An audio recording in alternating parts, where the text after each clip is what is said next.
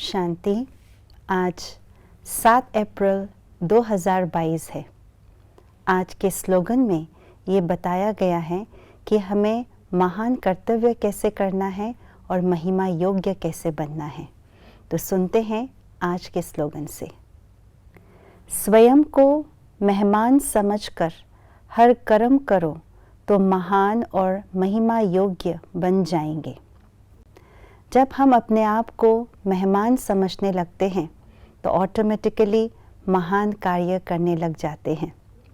जिस तरह से कारणे अकारणे कोई व्यक्ति अपने मकान को किसी के हवाले कर देते हैं या किसी को बेच देते हैं तो उस मकान से, उस अपने घर से अपनापन हट जाता है।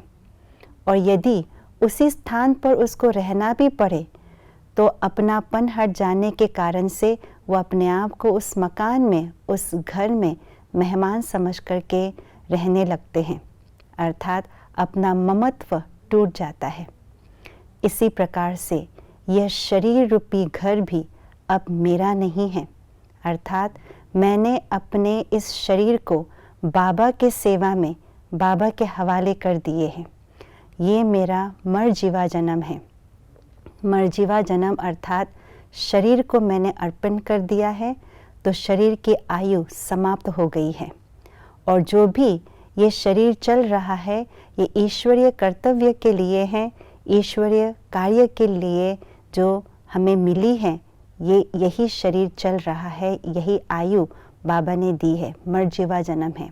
इसलिए मैं आत्मा इसी शरीर के अंदर मेहमान हूँ। तो इस स्मृति को हम अपने मन के अंदर, बुद्धि के अंदर पक्की करके रखें तो सदा ही इस शरीर के प्रति और इस पुरानी दुनिया के प्रति जो ममत्व है वो समाप्त हो जाएगा। और जहाँ ममत्व नहीं है, ममत्व समाप्त हो जाता है, वहाँ पर कार्य जो है वो महान कार्य करने लग जाते हैं, क्योंकि निर्बंधन है।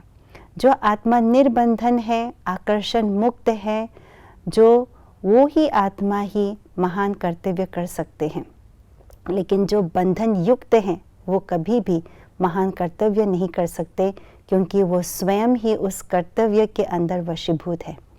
इसीलिए जो महान कर्तव्य करने वाले आत्मा हैं वही मेहमान अपने आप को समझते हैं। जो इस तरह संगम युग में मेहमान और महान कर्तव्य करते हैं वही महिमा योग्य बनते हैं। इस संगम युग की ब्राह्मण की जो महिमा है वो है परमात्म ज्ञानी, सहज राजयोगी, सर्वगुणधारी और विश्व कल्याणकारी, विश्व सेवाधारी। जो इस समय ऐसे महिमा योग्य बनते हैं वे पूरे कल्प में भी महिमा योग्य बन जाते हैं।